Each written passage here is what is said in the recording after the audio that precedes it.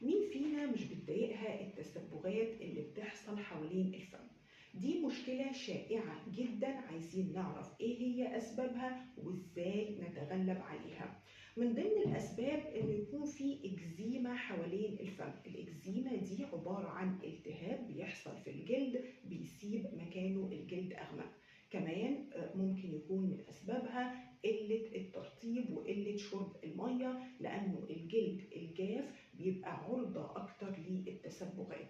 مش بس كده، تلامس الجلد في المنطقة دي مع معجون الأسنان، في بعض مكونات معجون الأسنان ممكن تهيج الجلد وبالتالي تؤدي إلى حدوث الإسمرار. تلامس الجلد برضو مع بعض الفواكه الحمضية زي الليمون، البرتقال، الكيوي، الخوخ، أو مثلا تلامس الجلد مع الطماطم مع الشيبسي. الحاجات دي كلها ممكن تؤدي إلى اسمرار الجلد، وخصوصا لو اتعرضنا للشمس بعدها.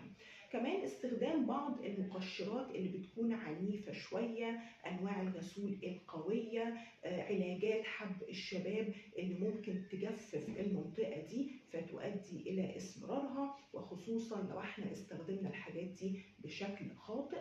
وطبعا لو احنا ما بنستخدمش واقي الشمس ونحمي المنطقة دي فده بيزود من فرص التسبب.